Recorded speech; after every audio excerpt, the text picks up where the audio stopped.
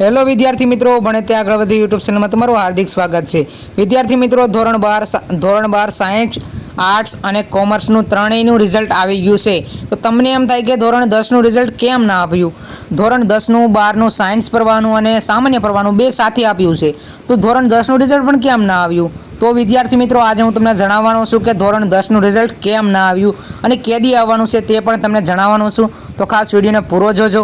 અને ધોરણ 12નું રિઝલ્ટનું જાહેર થઈ ગયું છે, તો બધાને કેટલા ટકા આવ્યા તે કોમેન્ટમાં જરૂરથી જણાવી દેજો। તમને બધાને અભિનંદન ધોરણ 12ના વિદ્યાર્થીઓ માટે।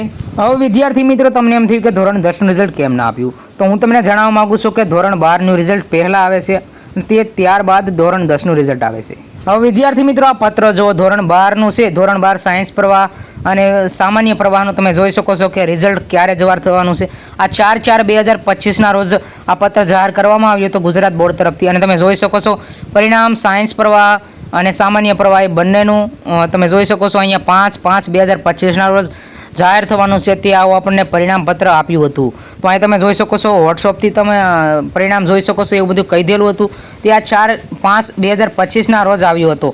તો આ વિદ્યાર્થી મિત્રો, આવો પત્ર જ્યારે ગુજરાત બોર્ડ તરફથી ધોરણ 10નો આવશે ત્યારે જ તમારું પરિણામ જાહેર થશે। એટલે કે આજે તો નહીં આવે પરિણામ, મતલબ કાલે અથવા પરમ દિવસના રોજ આ જાહેર પત્ર થશે ત્યારે હું તમને જરૂરથી જણાવી દઈશ। અને તો કાલે અથવા પરમ દિવસના દિવસે તમારે ધોરણ 10નું રિઝલ્ટ આવી જવાનું છે, તો કાંઈ પણ મૂંઝાવાની જરૂર નથી। જો 6 તારીખ 6/5/2025 અને 5/5/2025ના રોજ આવી શકે છે।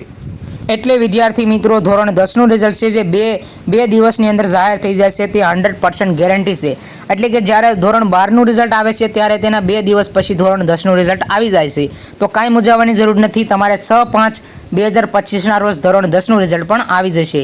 તો માહિતી સારી લાગી હોય તો એક લાઇક કરી નાખજો। જય હિન્દ, જય ભારત।